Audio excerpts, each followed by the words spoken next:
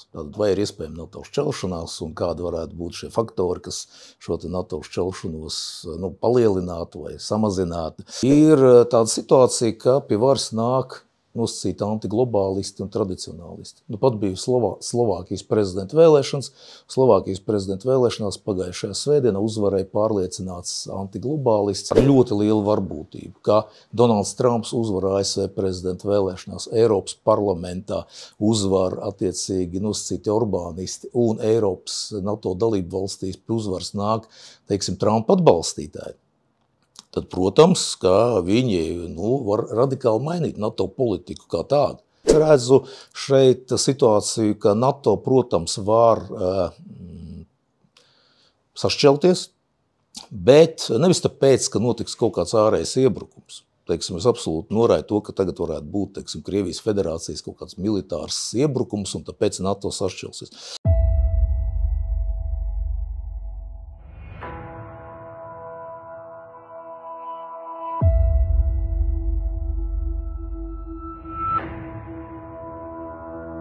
Labdien, Arnoldi! Labdien, Raimond! Pirms dažām dienām presē bija tāds raksts, būtisks nosaukums NATO šķelšanās. Tātad vai ir iespējama NATO šķelšanās un kādi varētu būt šie faktori, kas šo NATO šķelšanos palielinātu vai samazinātu. Un katrā gadījumā tas ir ļoti nopietns jautājums, jo, kā tu saproti, lielākā daļa NATO dalību valstu ir diezgan nelielas, ar nelielu ekonomisko, politisko, militāro kapacitāti. Līdz ar to, protams, šīs valsts, ieskaitot 3 Baltijas valstis, ir interesētas NATO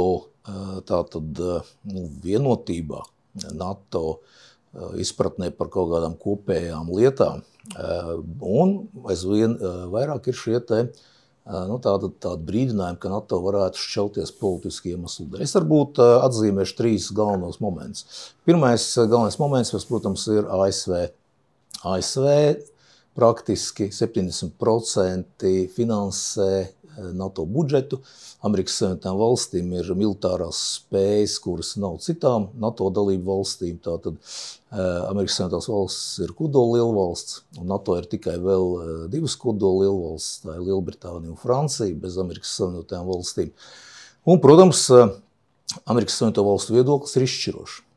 Tātad pirmais moments – Donalda Trumpa ievēlēšana Amerikas Savienoto valstu prezidenta amatā, kas ir ārkārtīgi reāli, un es esmu vienmēr teicis, ka es būtu amerikānis, tad es noteikti balsotu par Donaldu Trumpu, jo tā ir beidzamā iespēja Amerikai un pasaulē tātad iziet no šī liberālisma un šī globālisma, kas mūs ir novedis jau pie ļoti nopietnām sekām, nepatīkamām.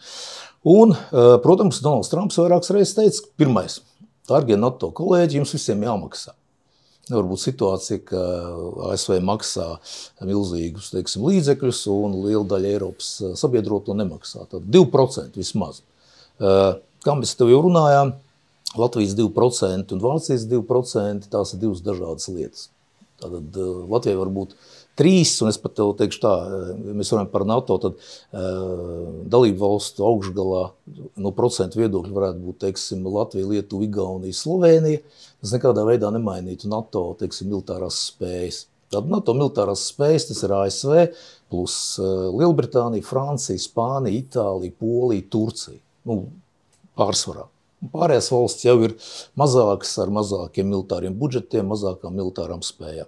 Tātad pirmais, ko teica Donalds Trumps, maksājiet. Ja jūs nemaksāsiet, viņš pārskatīs vispār NATO būtību kā tādu. Otrs, protams, jautājums no Donalda Trumpa puses, vai mums NATO vispār vajadzīgs, amerikāņiem kā instruments. Tātad, vai tas ir vispār nepieciešams. Ja? Un trešais, ko teica Donalds Trumps, burtiski nesen, kādā veidā viņš 24 stundu laikā pabeigt karu Ukrainā. Viņš vienkārši pārtraukt finansēt Ukrainu, piespiest Ukrainu iet uz sarunām ar Krievijas federāciju un piespiest Ukrainu atdot Krievijas federācijai 4 apgabalus plus Krimu. Tātad tā ir Donalda Trumpa miera formula. Kā tu redzi, tas ir pirmais lielais jautājums. Tātad Amerikas Savienoto valstu pozīcija vispār. Tāpēc, ka ja Amerikas Savienotās valstis samazina savu dalību NATO vai samazina savus aktivitātes, tad kurš tad viņus aizvietos? Briti, francūži, spāņi, itāļi, spāņi un briti. Nu, diez vai. Jā, tas pirmais lielais moments, kas varētu novembrī būt skaidrs. Otrs lielais moments ir tas, ka arī Eiropas Savienība un NATO dalību valstīs, kas ir Eiropas Savienības dalību valstis, ir tāda situācija, ka pie varas nāk nosacīti antiglobālisti un tradicionālisti. Nu, pat bija Slovākijas prezidenta vēlēšanas. Slovākijas prezidenta vēlēšanās pagājušajā svētdienā uzvarēja pārliecināts antiglobālists. Tas ir cilvēks, kurš rūpēsies par to, kuram būs pirmkārt konflikts ar Briseles birokrātiju, un kurš pateica, ka Slovākija nesūtīs karavīrus uz Ukrainu, Slovākija vairs nefinansēs Ukrainu. Respektīvi, mans secinājums tāds. Mēs jau tev runājam par šo lietu. Šāda veida politiskie spēki nāk pie varas Eiropā. Pagājuši gadu mēs runājam par Nīderlandi, mēs esam runājuši par Ungāriju, tagad ir pievienojusies Slovākija, visticamāk šogad vēl būs vēlēšanas Austrijā un būs tieši tāds pats rezultāts. Nu, un galu beigās būs Eiropas parlamenta vēlēšanas, kur nosacītajiem orbānistiem, es to specifiski tā vienkāršoju, tātad cilvēkiem, kur pārstāv tāda ideoloģija, kāda ir Viktoram Orbānam, viņi var iegūt ārkārtīgi lielu skaitu deputātu vietu Eiropas parlamentā, kas ietekmēs momentāli visus iespējamos balsojumus, komisāru tātad iecelšanu, vispār radikālu politikas maiņu. Un tad rezultātā, ja mēs pieņemam ar ļoti lielu varbūtību, ka Donalds Trumps uzvar ASV prezidenta vēlēšanās, Eiropas parlamentā uzvar attiecīgi nosacīti orbānisti un Eiropas NATO dalību valstīs pie uzvaras nāk, teiksim, Trumpa atbalstītāji. Tad, protams, ka viņi var radikāli mainīt NATO politiku kā tādu visos jautājumos. Sākot ar atbalstu Ukrainai un beidzot ar kaut kādām militārajām operācijām, vispār attieksmi pret Krievijas federāciju. Tātad te mēs redzam, kā varētu šī situācija izvērsties. Un, protams, ka tas arī nozīmē šķelšanos. Ja tev, teiksim, būtu daļa valstu, kur būtu pie varas šāda veida politiķi, un tev būtu daļa valstu, kur būtu, teiksim, liberāļi, protams, viņi neizbēgami nonāktu fundamentālās domstarpībās. Ja? Un kā mēs redzam, gan Francijā, pirms Eiropas parlamenta vēlēšanām Francijā tāda Marinas Le Penas atbalsta 33%. Esošā prezidenta atbalsts un partijas atbalsts 18%. Tātad tas ne tikai ir Slovākijā, Polijā, Ungārijā, bet tas ir ļoti nopietni Francijā, ļoti nopietni Vācijā, Itālijā un citās valstīs. Līdz ar to es redzu šeit situāciju, ka NATO, protams, var sašķelties, bet nevis tāpēc, ka notiks kaut kāds ārējais iebrukums. Teiksim, es absolūti norāju to, ka tagad varētu būt, teiksim, Krievijas federācijas kaut kāds militārs iebrukums un tāpēc NATO sašķelsies. Es domāju, ka NATO var sašķelties tieši šo iemeslu dēļ. Tātad pie varas nāk cilvēki, kas ir antiglobālisti, kuri uzskata, ka ir tātad realistiski jāvienojas ar Krievijas federāciju par dažādām lietām un attiecīgi, viņi nostum bijušos šos politiskos vadītājus un praktiski pilnīgi samaina NATO vispār būtību un saturu kā tādu. Tā kā noslēgumā no manas puses var pateikt, situācija ir ļoti reāla, šie spēki var nākt pie varas, bet es to pateikšu, kāpēc ar noslēgumu. Tieši tāpēc, ka, es domāju, nospiedušam vairākam cilvēkiem ASV, Eiropā un arī Latvijā lielā mērā ir apnikusi visu šī liberālā demokrātija ar šīm te nosacītajām zaļo kursu, to, ka tagad steiku vietā viņiem ir jāēd tārpi, ar to, ka tagad, teiksim, vēl visādas tur iniciatīvas, pilnīgi nepieņemams. Es domāju, ka cilvēkiem tas vienkārši ir apnicis, un viņi redz reāli iespēju no tā visu atbrīvoties. Tāpēc tas arī, protams, mainīs gan Eiropas un ASV iekšpolitisko situāciju ļoti nopietni, un rezultātā, protams, var ietekmēt ļoti nopietni NATO nākotni. Arnold, vārds tev, ko tu domā par to visu? Pirmkārt, es domāju un arī ceru, ka tas tik ātri nenotiks.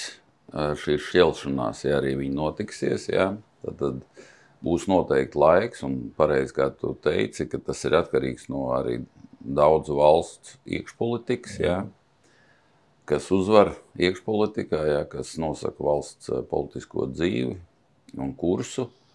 Bet katrā gadījumā mums Latvijai, kā mazai valstiņai, visām Baltijas valstīm, tas ir ļoti neizdevīgi. Būtībā mēs esam atkarīgi no NATO, tiešā veidā. Tiešā veidā. Tiešā veidā, un tas var teikt, tas ir ļoti, kā var teikt, kritiski un bēdīgi, ja notiktos šāda situācija. Tad, ko tas nozīmē? Tas nozīmē, ka, ja Krievijā nemainītos iekšpolitiskā situācija, piemēram, nenāk pie varas kaut kādi citi spēki vairāk demokrātiskā, Putins pagaidām neizskatās, ka tas varētu notikt, tad, tas reāli, tad NATO šķelšanās varētu pastiprināt kara draudus Baltijā. Tas ir mans tāds viedoklis, jo tā situācija, kāda šodien ir un attiecības ar Krieviju, es domāju, kad, ja beigsies karš Ukrainā, sāksies kaut kādas nesaskaņas starp NATO, tas varētu Krievijai dot tādu pamudinājumu, skatīties uz Baltijas valstīm. Tas ir viena no iespējām, bet, kā arī Trumps ir uzstādījis, ka praktiski viņš vienosies ar visiem, lai nebūtu kara. Tātad viņa uzstādījums bija tāds, kamēr viņš bija prezidents 4 gadus, nekāda kara nekur nebija. Un viņš arī vairākas reizes ir pateicis, ja viņš būtu prezidents, tad nekāda kara Ukrainā nebūtu, jo viņš būtu vienojies ar Krievijas federāciju un Ukrainu. Uzspiedis varbūt Ukraiņiem, ko? Viņš būtu uzspiedis Ukraiņiem, ka viņiem jābūt neitrāliem. Nevis, jākļūst par NATO un Eiropas Savienības dalību valsts, viens no viņa, spiediena vektoriem. Tā kā katrā gadījumā, Arnold, mēs ejam tādā zināmā turbulences joslā tuvākajā laikā. Nē, es skatos, ja runa ir par NATO šķelšanos un būtībā mēs vairs neesam NATO, tas ir tas pats sliktākais scenārijs, kaut kāda iespējams, ja tāds varētu būt, tad, kāpēc gan ne? Es šaubos, vai Trumps varētu iespēdot kaut kādas Krievijas intereses, kuras jau sen ir uz Baltijas valstī. Katrā gadījumā šobrīd mums ir informācija tāda, kāda ir. Principā šķelšanās, daudzi eksperti tomēr runā par šo lietu. Es arī iezīmēju specifiski tos 3 galvenos virzienus, pa kādām līnijām šīs šķelšanās varētu būt. Tātad tieši tikai vienīgi politiskas, nesaskaņas. Tas pats viedoklis pats redzēja, kaut vai NATO dalībvalstīs. Tas pats viedoklis par Ukrainu. Ungārija ir pret, Slovākija tagad arī pret, liela daļa, ka Itālija, Spānija, Grieķija, Portugāla, tas no viņiem ir tālu. Viņi arī, kaut ko viņi dod, bet tas nav viņu izdzīvošanas jautājums. Tad uzreiz mēs redzam, šo te viedokli par dažādiem draudu uztveri dažādos reģionos NATO. Tā kā, paldies tev par viedokli. Situācija ir ļoti interesanta, maigi sakot, tātad runas ir par šo politisko šķelšanos. Izšķirsies šogad ļoti daudz kas. Eiropas parlamenta vēlēšanas vairākās Eiropas NATO dalību valstīs un visbeidzot 5. novembrī Amerikas Savienoto Valstu prezidenta vēlēšanas. Tā kā paldies tev, Arnold, turpināsim sakot notikumiem. Paldies, Raimond.